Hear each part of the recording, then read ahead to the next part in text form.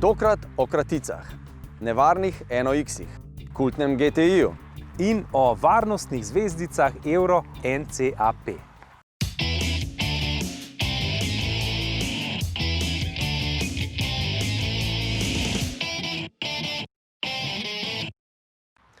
Pozdravljeni v avtomobilnosti. Vračamo se k temi, h kateri se bomo žal vračali še pogosto. K onesnaženju zraka, ki je v veliki meri posledica tudi prometa in mobilnosti v celoti. Na to opozarja tudi stroka. Po nekaterih podatkih naj bi v Sloveniji letno zaradi onesnaženja zraka prezgodaj umrlo 1700 ljudi, kar je več kot 15-krat toliko, kolikor jih izgubi življenje v prometnih nesrečah. Morda zato, ker ta ubijalec ni tako očiten kot tisti na cesti, ta problem naslavljamo nekoliko premalo ambiciozno. Tisti ubijalec, ki pa ga bomo danes poznali, tistega pa se celo vidi. In iskali oziroma gledali smo ga na Štajerskem.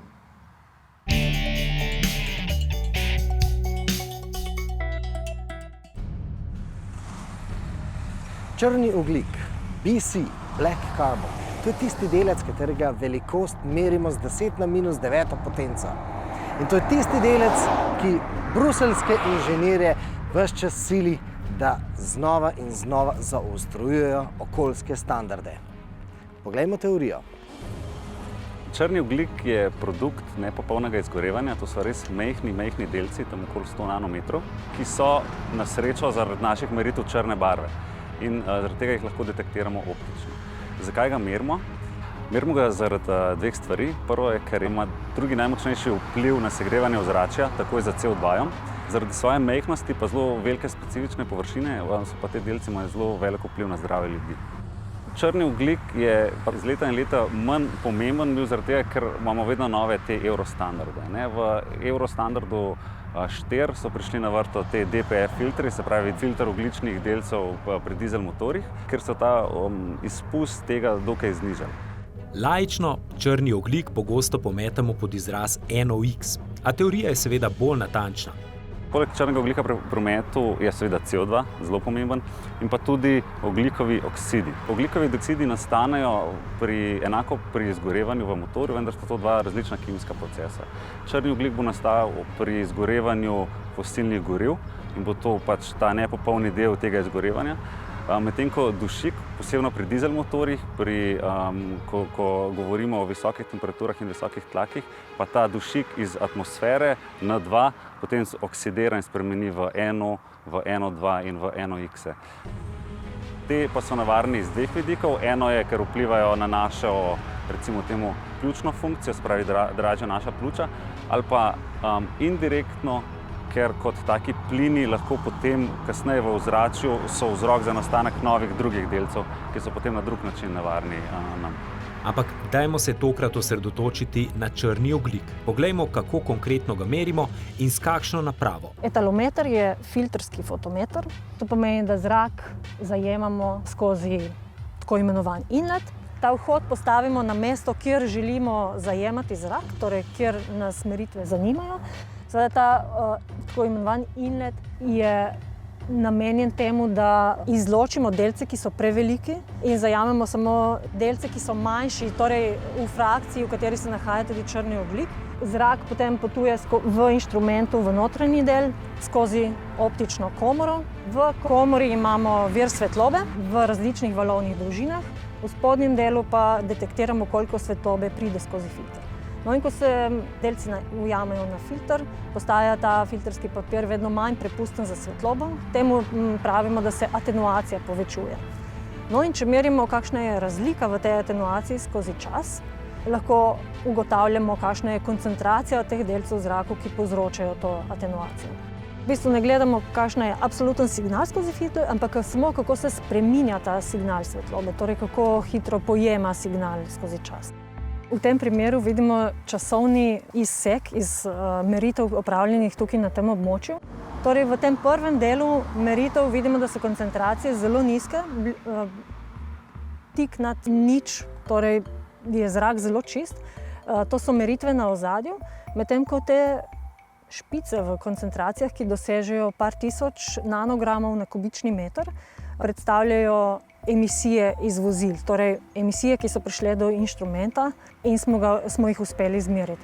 Te koncentracije so seveda višje, če merimo tik ob cesti in lahko dosežejo tudi par 10 mikrogramov na kubični meter. Medtem ko se oddaljujemo od ceste, se te koncentracije zmanjšujejo, zaradi tega, ker se zrak že meša in se te koncentracije razredčijo v zrak. In te piki trajajo običajno 10 sekund, mogoče malo več, če merimo tik ob cesti. In torej, kar nas zanima, je, kako se poviša koncentracija črnega ogljika napram povišanju koncentracij CO2. Meritev, ki zmore tako dobro časovno izolirati emisije vozila, ki pelje mimo, seveda že kar naravno kliče po raznih kontrolnih meritvah. Ponavadi ob cestah stojijo neke drugačne naprave. Ponavadi imajo stativ, pa gor fotoaparat in pa radar. In tiste naprave merijo nepridiprave. Ampak tudi ta naprava danes, ki stoji tukaj v Topoljah pri Braslovčah, ravno tako meri nepridiprave. Malce drugačne nepridiprave. DPF filter je drag. AdBlue tekočina in pumpe, ki nekako kontrolirajo ta sistem, je drago. Se pravi, ko damo avto na trg, ima take lastnosti, potem pa zelo odvisno, kako se ta avto servisira. V eni točki bo dizel filter oziroma ta cel sistem za dušikove okside nekaj 10% cene celega avta. Zdaj, ali se odloči ta voznik, da stvar samo izklopi, ker se da elektronsko, ali bo nekako zaradi moralnih razlogov to na novo naredil, ko se stvar pokvari, je pa zdaj vprašanje zakonodaje in pa tudi takih meritev, ki jih mi izvajamo. Če to našo meritev črnega ogljika izklopimo z optičnim branjem tablice, lahko preko tablice izvemo, kakšen motor ima, se pravi, kateri evrostandard mora imeti ta motor, in na podlagi tega, ker imamo podatke, vhodne podatke, kakšen bi ta avto moral imeti glede na izpuste delcev in pa NOx-ov, lahko vemo, ali je tak avto nepravilno servisiran oziroma superemitor. Se pravi, avte, ki bi morali izpustiti manj črnega ogljika ali manj NOx-ov, kot predvideno po njihovih specifikacijah. Če bi to ugradili v avtomobile inšpektorjev, bi te rezultate imeli tako, ja. Današnja lokacija je pravzaprav idealna. Kot vidite, je idilična, ampak kot slišite, je pa tudi zelo hrupna in zelo, zelo prometna. Ta lokacija je idealna za to vrstne meritve, zaradi tega, ker nimamo tako imenovanega ozadja mesta. Tukaj smo na deželi, hiš ni veliko, kurilne sezone ni, smo sredi polj, travnikov in tukaj je črni ogljik za cesto in nič druga. Naša hipoteza je bila, da črni ogljik relativno hitro pada z oddaljenostjo od ceste. To pa skušamo zdaj s temi meritvami pokazati. Potrditev te hipoteze bi lahko dala napotke načrtovalcem novih prostorskih planov. Recimo ugotavljamo, kje je smiselno postaviti kolesarske steze. Če je kolesarska steza tik ob zelo prometni cesti, je nekaj čisto druga, kot če je kolesarska steza umaknjena 50 metrov ali pa 100 metrov stran. Seveda je problem rešljiv na več načinov, s pametno gradnjo, predvsem pa z drugačnimi vozili. Obe rešitvi zahtevata čas, ne sekunde, ne ure, ne dneve, ampak leta. Zagotovo pa bi se lahko ljudje kot celota reševanja tega zdravstvenega problema lotili z večjo vnemo, če bi lahko s prostimi očmi videli to, kar naši današnji sogovorniki vidijo, ko priključijo svoje etalometre. Zgovorno je že samo ime naprave. Sama beseda etalometer izhaja iz grške besede etalos, ki v angleščini pomeni to blacken with soot, počrniti se s sajami, kar izhaja iz grškega gledališča, kjer so se delili igralci na dobre in zlobneže, in te zlobneži so imeli črn obraz, se pravi počrnen z sajami.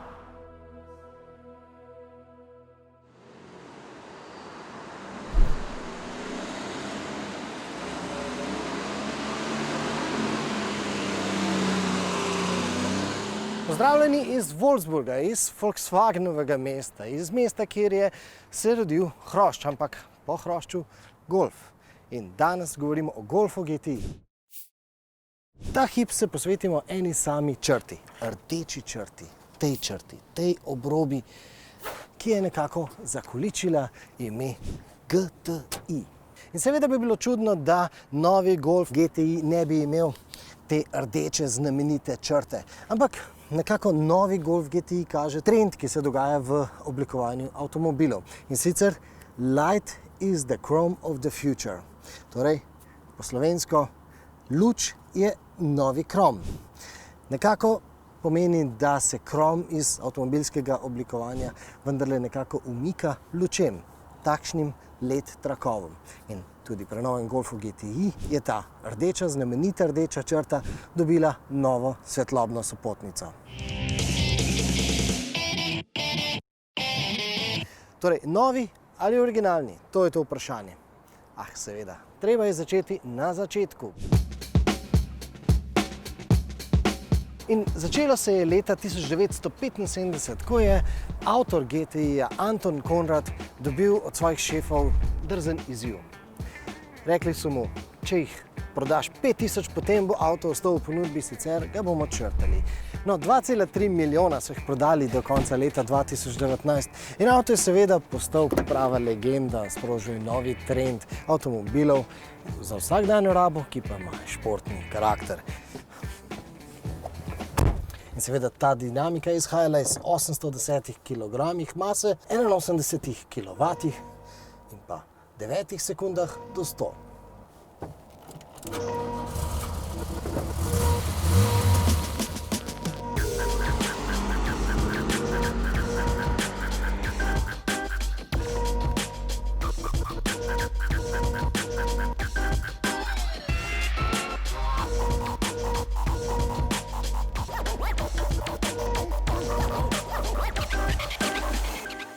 Osmi Golf je seveda bistveno težji, ampak ponuja tudi 100 kW več, se pravi skupno 181 kW.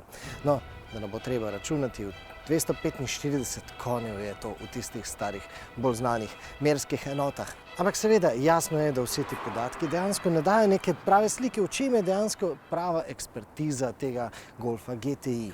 In da bi lahko to doumeli, moramo seveda v tehniško šolo.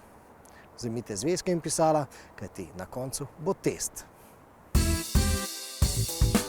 Now in the GTI we have as a standard the VAQ, our differential lock. Second step is we now have a drive dynamics manager which can predict already before you enter a corner what its need. So you have an active suspension on the car if you choose the option DCC. Poglejmo na zadevo bolj konkretno. The Vehicle Dynamics Manager is an algorithm who sits in the ESC system. With this manager we are able to set up the car individually per corner.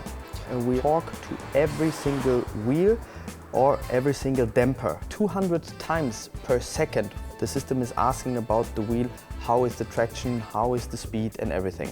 Also our XDS is implemented into this system. XDS, our electronical differential lock, or like to say a torque vectoring, allows you to get an initial rotation of the car in tight corners, which helps you as a driver to reduce the understeer, which you don't like as a driver. For example, if you want to go a left corner, the system already knows, all right, we stiffen up the front right damper to get a good reaction of the car, but at the same time we are slowing down or we are braking the left rear wheel to get the initial rotation. And with this system you have the possibility to take much shorter and tighter corners faster, which I can show you in the slalom. You already see that the Mark 7 is using much more way compared to the Mark 8, and now you see when you look to the cone how close I can come to the cone. And now with the Mark 7 there is always a gap between the cone and the car. And of course we make an objective comparison. We take the time in the slalom and the differences in timing. We are tiny little bit faster with the new car. GTI-ja so s podobnimi vzgibi izpopolnili tudi na strani pogonskega sklopa. In zdaj test. V kateri poziciji sistema DCC lahko dosežete najhitrejše čase na dirkališču, s katerim ste lahko najhitrejši.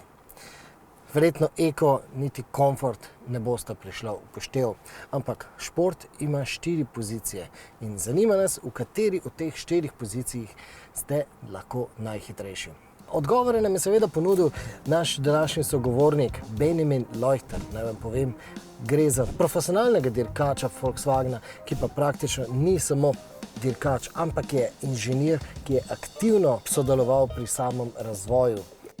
Morda že slutite, kam merimo 4 športnimi stopnjami, a predlagamo, da nam rešitev tokratne uganke zaupa naš današnji inštruktor. The DCC in the GTI is different than the DCC in the normal Golf. Exactly.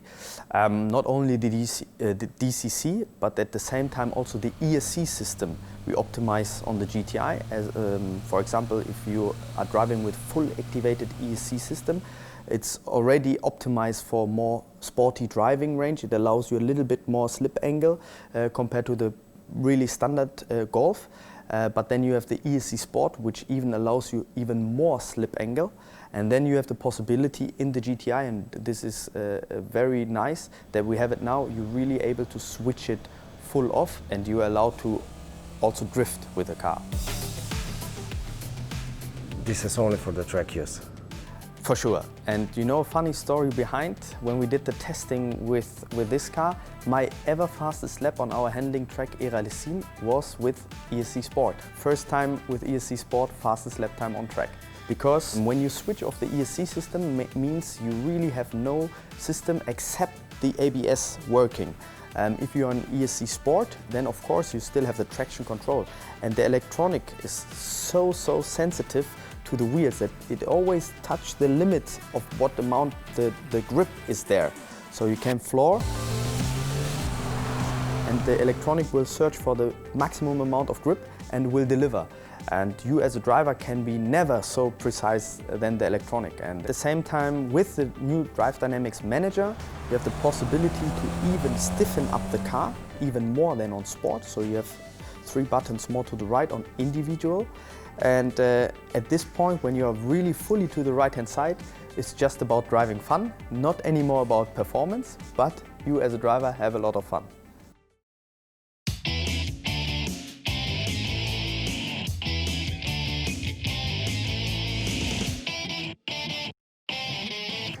Avtomobilska industrija je v zadnjih desetletjih zelo napredovala, vsaj kar se tiče asistenčnih sistemov, predvsem tistih varnostnih. In tako se je recimo v dobrem desetletju število smrtnih žrtev v prometnih nesrečah skoraj razpolovilo. Zato ima veliko odgovornost tudi organizacija Euro NCAP, ki avtomobile, vse nove avtomobile primerja in jim testu primerno dodeli varnostne zvezdice. Slediti hitremu avtomobilskemu tehnološkemu napredku pa strani Euro NCAP niti slučajno ni lahka naloga. Vsi testi morajo biti vselej izvedeni po enakem protokolu, vedno v enakih pogojih, preverljivo. In seveda izločen mora biti človeški faktor do največje možne meje. In tukaj nastane največji problem, še posebej pri napravah, ki so prišle v avto v zadnjem desetletju. Pri elektronskih asistenčnih sistemih, katerih delovanje ni vselej popolnoma jasno, v kakšnih okoliščinah delujejo. Najlažji način je, in v avtomobilu ga skoraj vsi imate, je sistem ESP. Sistem, ki stabilizira avto v trenutkih, ko je to najbolj kritično. Težko je izmeriti te kritične situacije in določiti, katero zvezdico od 5 dobi kateri avto. No, v zadnjem letošnjem izboljšanju procesa testiranja je prišlo do največjega napredka v zadnjem desetletju. 3 pomembne novosti izmed vseh, ki so prišle zdaj na plan. Prva je ta, da se čelni trg, tega tudi najpogosteje vidimo v raznih video predstavitvah, spreminja. Do zdaj je avto trčil v oviro. Zdaj bo tudi trčil v oviro, ampak se bo ovira premikala tudi do avtomobila. To je pomembna novost, ki meri tudi to, do kakšne mere se je konstrukcijsko poškodovalo vozilo, ki je trčilo v avto, ki se ga tokrat preizkuša. Drugo pomembno področje pokriva področje bočnega trka in sil in poškodb, ki nastanejo med voznikom in sovoznikom. Tukaj v prihodnjih letih pričakujte vedno več zračnih mehov med voznikom in sovoznikom. Tretje področje pa je področje, ki meri naprave, ki merijo našo nezbranost in utrujenost. Okoljska organizacija Transport and Environment poudarja, da nova okoljska strategija Evropske komisije preveč popušča letalskemu prometu. Okoljske dajatve bodo po njihovih izračunih bistveno prenizke, le 17 centov na letalsko karto. A vseeno se letalska industrija ne slepi in že pripravlja nova letala, ki bodo, tako kot vsa moderna, novodobna, težka mehanizacija, uporabljala vodik. Airbus želi na tem področju prevzeti vlogo pionirja, tako so že predstavili letalo, ki zmore na vodik odleteti 3700 km stran. Vodik bo v tem primeru služil zgolj kot zamenjava za naftno gorivo, se pravi motorji bodo še vedno klasično letalski in enak pristop je ubralo belgijsko podjetje ladijskih motorjev. Njihov motor bo deloval na 85% mešanico vodika in nafte. Ampak nekaj povsem drugega pa je električna težka mehanizacija, ki dobiva elektriko iz vodika. Takšen električni tovornjak je recimo novi Mercedes-Benzov prototip s 40 tonami skupne mase in s 1000-kilometrskim dosegom. An electrochemical reaction generates electricity to power the vehicle. In this process, the hydrogen splits into protons and electrons, and when combined with oxygen, electrical energy is generated, while the only emission from the truck is water steam.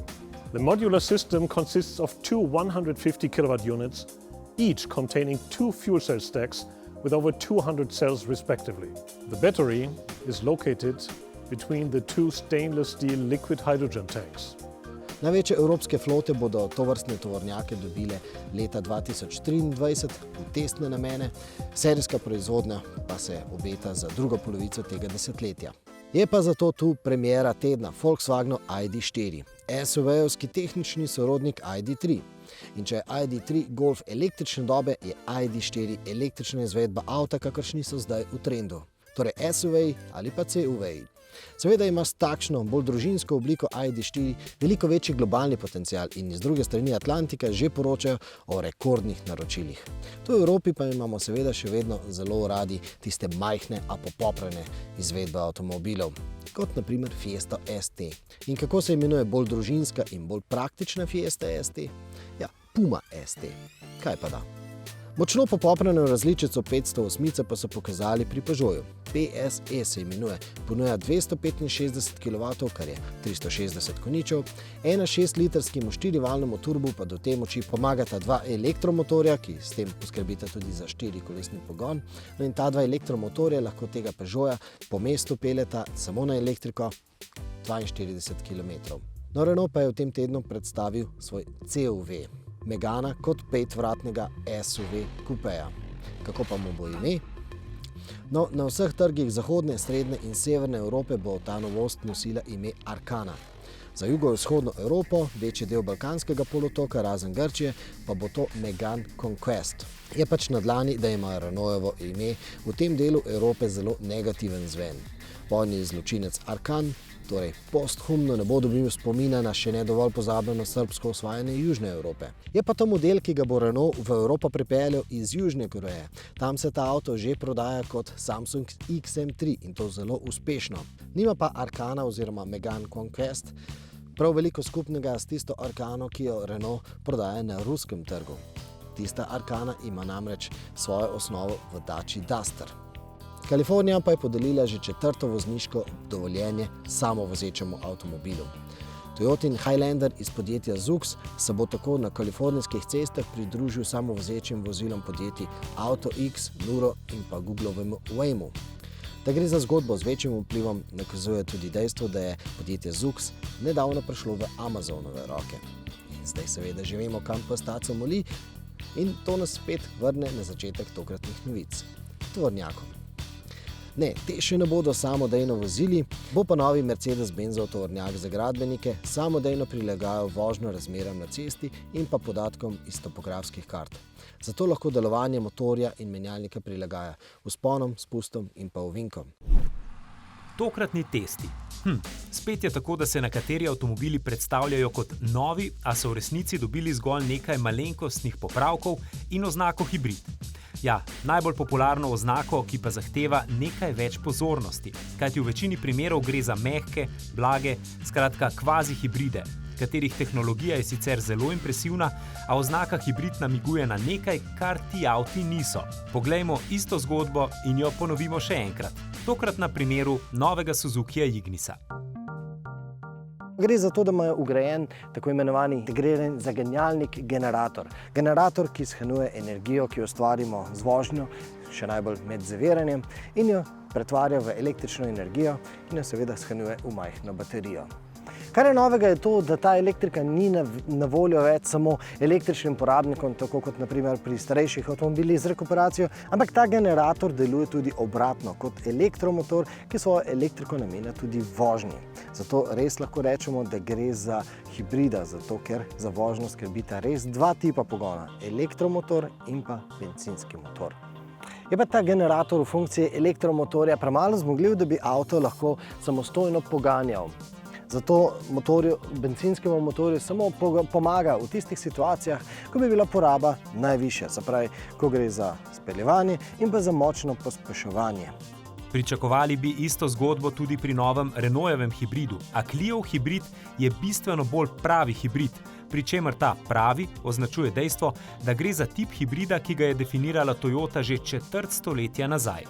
Renault v svet hibridnih motorjev zagotovo ne vstopa prvi, ampak vstopa pa na povsem drugačen nov način in to prav zaradi izkušenj, ki jih imamo v Formuli 1. Ključni izziv strokovnjakov je potem bil kultivirati, umiriti to hibridno tehnologijo iz brutalnega sveta Formule 1. Delovanje novega hibridnega pogona ključno zaznamuje nov, inteligentni, brezsklopčni menjalnik. Delo sklopke prevzemata termični in električni motor, predvsem pa obilica elektronike med njima. Hibridni Clio dejansko nima 5 ali 6 prestav, ampak ima 15 različnih programov. Elektronika sama, glede na stil vožnje, temperaturo, a se cesta vzpenja, se spušča, se potem ves čas sama odloča, v kakšnem programu bo vozila in potem tudi baterija se bo polnila ne vedno, ampak ko bo elektronika ugotovila, da v tem stilu vožnje sedaj potrebujemo recimo samo 40% moči motorja, se pravi, bo elektronika rekla, sedaj je najbolj ekološki trenutek, da ta motor uporabimo tudi za polnjenje baterije in bo brez da bi mi opazili se v bistvu na nek način vklopila še elektrarna v vozilu in začela polniti še to baterijo. Tako naj bi se Clio vozil bolj podobno električnemu avtomobilu.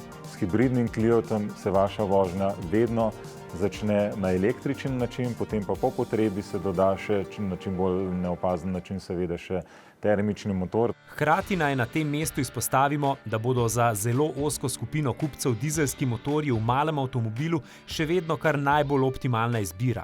Kateri so ti kupci, smo izračunali na primeru dizelskega Clia. Že osnovni izračuni kažejo, da je dizelski Clio namenjen voznikom, ki se veliko vozijo, veliko več kot 15 000 km. No in takšni vozniki, ki se vozijo veliko, no takšni vozniki bodo ceno dizelskega Clia zelo hitro upravičili. No in za kakšne voznike seveda gre? No, tudi v Sloveniji imamo voznike, ki se redno vsakodnevno vozijo, naprimer v Ljubljano, iz Kočevja, iz Trbovelj, Postojne, Idrije, iz Velenja, iz Luč. No in takšni vozniki prevozijo na dan tudi po 200 km in več. Seveda, spet enostavna matematika, oni že vsak dan lahko privarčujejo samo na podlagi razlike v porabi goriva, pa tudi po 3 evre in več. Ali pa za kakšne trgovske potnike, no, ki se dnevno vozijo od lekarne do lekarne, od obrtnika do obrtnika. No, takšni potniki ponovadi dnevno prevozijo tudi 300 km, pa tudi do 500 km. No in morda za konec še ena misel, ki ob vseh teh izračunih niti ni tako zelo pomembna. In v resnici tudi noben sopotnik ne bo vedel, da se z vami vozi v dizelskem Cliu. Naj vas na tem mestu spomnimo, da je Clio aktualni slovenski avto leta. Še do konca leta. Kateri avto ga bo nasledil, boste povedali tudi vi. Vaš glas oddajte na MMC-ju.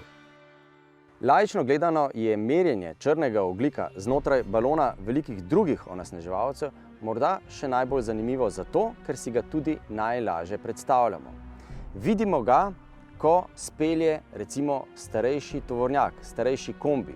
Ali pa recimo, ko se peljemo za kakšnim avtomobilom, ki ima prevoženo veliko kilometrov, predvsem pa ima odrezan filter prašnih delcev, ki ga lastnik ni zamenjal z ustreznim novim. Teh je v Sloveniji zelo veliko. Svoj delež odgovornosti pri tem, da so na cesti vsekakor nosijo tehnični pregledi, ki jih vselej znova spuščajo skozi.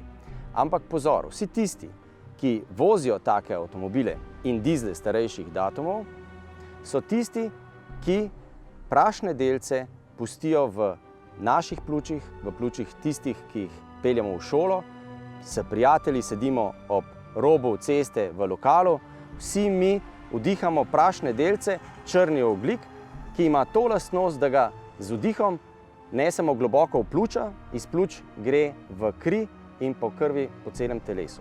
In ko si ravno govoril o odgovornosti, Andrej je kot strokovnjak na področju mobilnosti se lotil zadeve z bolj cestnega vidika, jaz pa se bom lotil z bolj uličnega. Tudi ko sosed zakuri svojo napravo za ogrevanje, pa naj bo to poleti samo za ogrevanje vode in vrže noter premog ali drva, je to ista svinjarija, ko jo potem na balkonih vdihavamo, oziroma ko se otroci ali pa mi igramo na ulici, igriščih ali pa na domačem dvorišču. No, lokalno gledano se oziramo k temu, da bojo električni avtomobili v mestih rešili ves problem. Ja, v mestih ne bojo spuščali recimo črnega ogljika in zrak bo čistejši, ampak vir onesnaženja bo nekje drugje. To so avtomobili na premog. Zakaj avtomobili na premog? Zato, ker dokler v termoelektrarni Šoštanj, zelo plastično povedano, kurijo lignit, nismo nič storili. No, lahko pa storimo. Pravzaprav lahko veliko storimo. Seveda, če je le mogoče, zamenjamo svoj star dizelski avto za nekoliko mlajšega. Druga, še bolj pomembna stvar, ko govorimo o mobilnosti celotne družbe, pa je, da seveda spremenimo svoje mobilnostne navade. Peš, kolo je vse, kar poznamo, ampak premalo uporabljamo. Kaj pa to, da v Ljubljano pride 120 000 avtomobilov vsak dan, v katerem sedi 1,25 voznika? Odgovor je na dlani. Kaj pa pustiti avto na park and ride pred mestom in v mestu uporabljati potniški promet? Nič novega, vse poznamo, samo uporabljati moramo bolj. Nič novega ne bo niti naslednji četrtek, zato se vidimo v avtomobilnosti. Vmes pa kliknite na YouTube, Instagram, Twitter in Facebook, kjer nas najdete s svežimi novicami, pa seveda ne pozabite tudi na multimedijski portal RTV Slovenija. Pa kaj novega bo? Srečno!